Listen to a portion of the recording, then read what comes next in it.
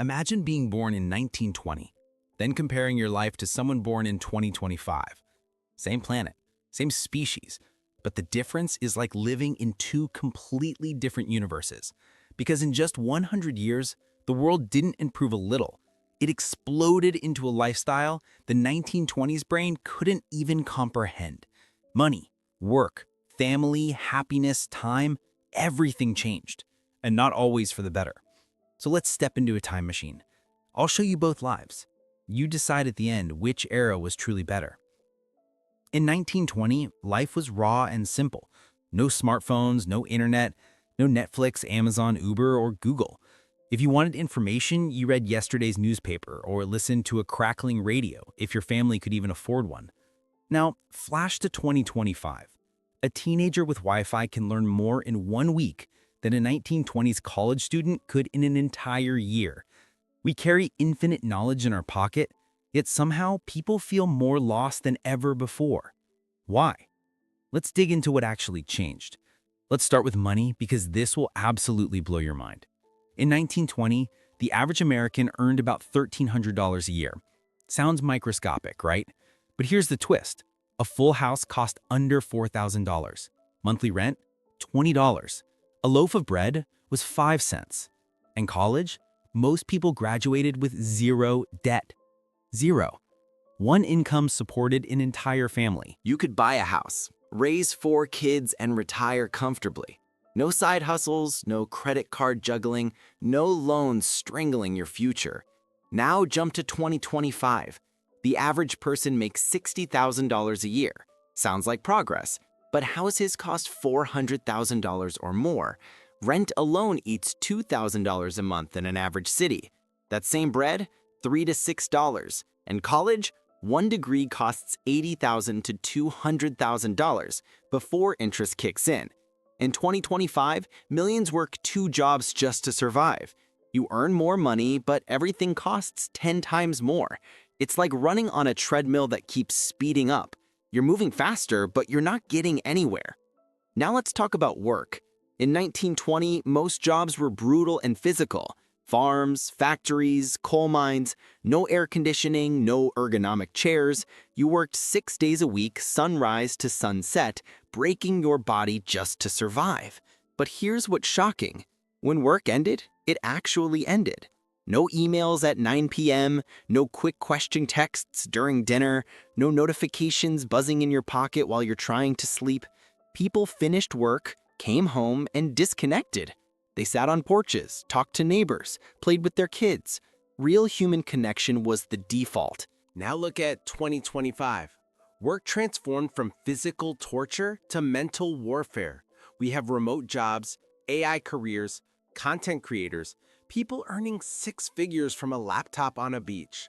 That sounds like freedom, doesn't it?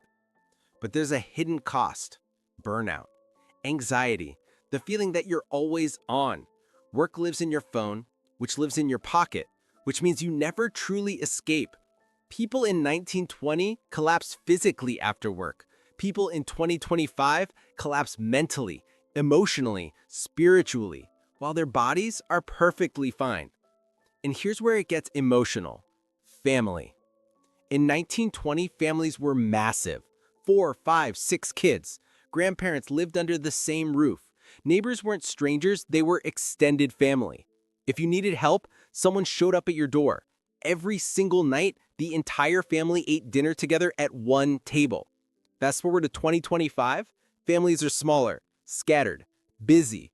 Kids eat in their rooms, adults scroll while they eat. We text people who are in the next room. We know more about celebrities we'll never meet than the neighbors living 10 feet away. People in 1920 were poor by our standards, but many would argue they were richer in the things that actually matter. So the question isn't just about which era was better. It's about what we've gained and what we've lost. We traded physical exhaustion for mental burnout.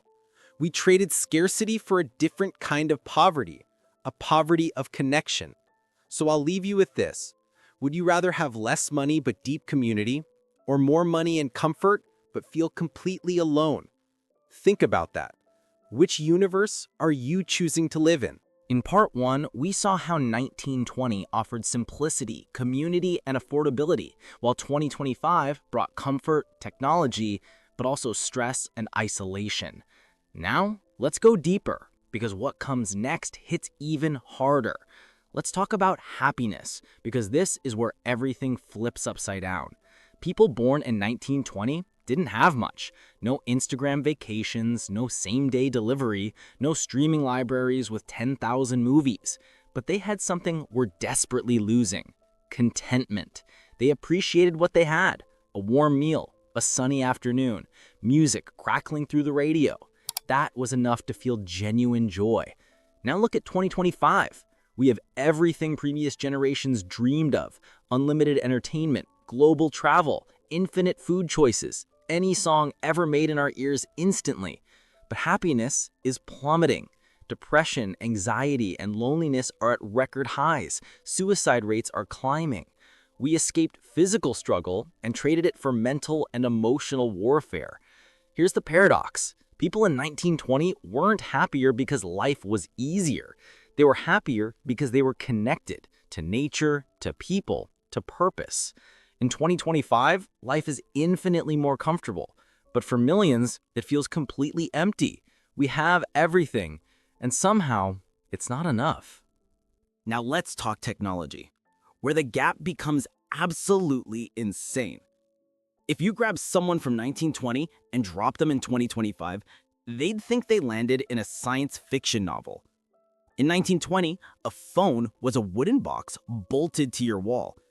In 2025, we carry supercomputers in our pockets that can instantly contact anyone on the planet. You can see someone's face live from 10,000 miles away. To them, that's literal magic. Entertainment. In 1920, you played outside, read books, or gathered around one radio. In 2025, you have unlimited movies, music, games, virtual reality, AI companions, and the entire world inside a glowing rectangle. Medicine? In 1920, a simple infection could kill you. In 2025, we replace organs, cure diseases, extend lifespans, and scientists are learning how to slow aging itself. Living to 90 is normal now. Travel? Most people in 1920 never left their hometown. In 2025, a college kid can fly to Paris for a weekend trip. We're living a life that kings and emperors couldn't even imagine, and the average person has it. So why aren't we happier? Because our brains didn't evolve as fast as our technology did. We have more of everything, except the things that used to make life feel meaningful. Patience, presence, deep conversations. Time in nature, uninterrupted family moments. So here's the final question. Which era was actually better? If you were born in 1920, your life would be physically harder, but simpler, community-driven, grounded, and grateful. You'd know your neighbors, you'd eat real food, you'd work hard, but you'd also truly rest. If you're born in 2025, you have more opportunity, more freedom, more comfort than any generation in human history, but also more stress, more pressure, more comparison, more noise, and far less real human connection. There's no right answer. It depends on what you value: comfort or connection, freedom or simplicity, technology or peace of mind. And here's the twist most people won't admit. Many people today, despite having everything, would choose to go back. Not for the lifestyle, but for the peace. Now, I want to hear from you, honestly. If you had the power to choose the year you were born, knowing everything you know now, would you choose 1920 or 2025? Drop your answer in the comments right now. Your choice reveals what you truly value in life. If this made you think differently about your own life, hit that like button and subscribe so we can explore more mind-shifting ideas together. See you in the next one.